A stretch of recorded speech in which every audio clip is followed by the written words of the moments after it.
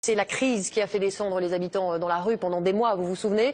Aujourd'hui, le taux de chômage avoisine les 30%. Il faut bien tenter de s'en sortir ailleurs. Pendant des années, les Marocains venaient chercher du travail en Espagne. Aujourd'hui, la tendance s'inverse. Ce sont les Espagnols qui émigrent de l'autre côté de la Méditerranée. Et ils sont 4 fois plus nombreux qu'il y a 10 ans. C'est le grand format de cette édition. Il est signé Dorothée Oliéric et Jean-François Monnier.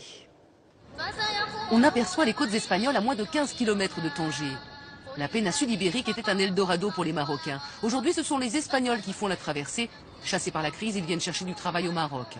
Ils étaient 3 000 en 2003, ils sont plus de 10 000 désormais à résider officiellement au Maroc. Mais en réalité, ils seraient plusieurs dizaines de milliers à vivre dans le royaume chérifien. Sur les chantiers de construction de Tanger, un peu partout, on voit à l'œuvre des ouvriers, des peintres, des maçons espagnols. Martín Sierra a laissé en Corogne, femme et enfants, il y a 3 mois, une question de survie. Je suis venu pour trouver du travail.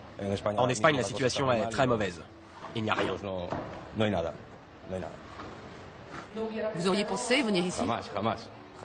Jamais. Pour des vacances, oui. Mais pas pour du travail.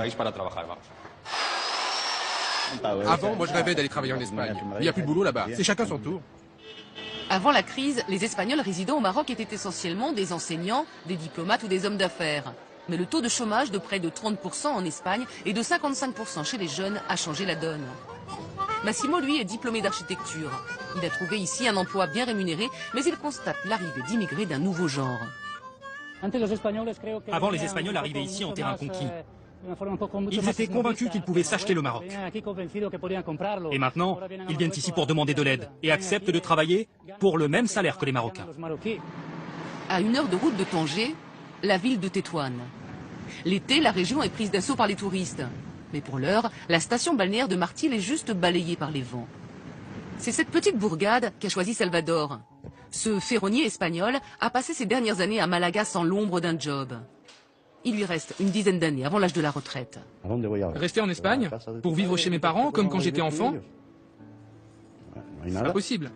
Là-bas, il n'y a rien. Mais ici, il y a du travail. Et j'adore. Et pourtant, ce n'est pas facile de tout recommencer. Salvador a certes déjà adopté la djellaba, mais pour communiquer avec les clients marocains, ce n'est pas encore ça. C'est compliqué la barrière de la langue. Oui, ça c'est un peu mon petit problème. Mais petit à petit, on va y arriver. Aussi donnant aux nouveaux arrivants les bons plans. Ici, avec 400 € par mois, location comprise, vous vivez comme un roi, sans vous priver de rien. 1 kilo de tomates, c'est 30 centimes. Un thé, un café, c'est moins de 50 centimes. Paco est le président de l'association catholique. Il s'inquiète du nombre d'Espagnols désormais clandestins au Maroc. Il y en a plein en situation irrégulière.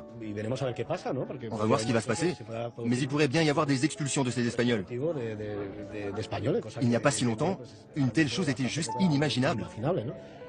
Mais ils sont de plus en plus nombreux, prêts à tout pour s'inventer une nouvelle vie, loin de la crise. El destino de este ferry es Marruecos. A él se están subiendo ciudadanos de nuestro país que huyen de la crisis en busca de futuro. Tengo que alimentar a mi familia. ¿Aquí el sueldo medio de un trabajador? 300 €. Para comer, están aquí para comer un poco más. Más de 5.000 españoles residen en Marruecos de manera ilegal. Si te pasa algo aquí en la obra, Te tienes que buscar la vida. no puedes ir al médico, aquí no tienes médico. Dejarme el salario en el médico me es imposible ahora mismo. Si me iba a decir con 50 años, pues me iba a tirar para Marruecos. Como bien que no estaba en Andalucía. Aquí, pues mira, por entonces yo tenía un marroquí trabajando para mí, decía, si vais a venir en patera, vais a ir en patera a Marruecos. Nosotros encantados, cuando vienen españoles a trabajar porque su profesionalidad suele ser muy buena. Cobran en negro. No está reconocido en Marruecos. O te quedas sentada o trabajas de ilegal porque aquí otra cosa no puedes hacer. Así la ha querido la vida y hay que aguantar. Economía de subsistencia para conseguir una proeza. Pagar deudas en España y llegar aquí a fin de mes. Et en Espagne, c'est la crise qui a fait descendre les habitants dans la rue pendant des mois, vous vous souvenez. Aujourd'hui, le taux de chômage avoisine les 30%. Il faut bien tenter de s'en sortir ailleurs. Pendant des années, les Marocains venaient chercher du travail en Espagne. Aujourd'hui, la tendance s'inverse. Ce sont les Espagnols qui émigrent de l'autre côté de la Méditerranée. Et ils sont 4 fois plus nombreux qu'il y a 10 ans. C'est le grand format de cette édition. Il est signé Dorothée Oliéric et Jean-François Monnier. On aperçoit les côtes espagnoles à moins de 15 km de Tanger. La péninsule ibérique était un Eldorado pour les Marocains. Aujourd'hui, ce sont les Espagnols qui font la traversée. Chassés par la crise, ils viennent chercher du travail au Maroc. Ils étaient 3 000 en 2003.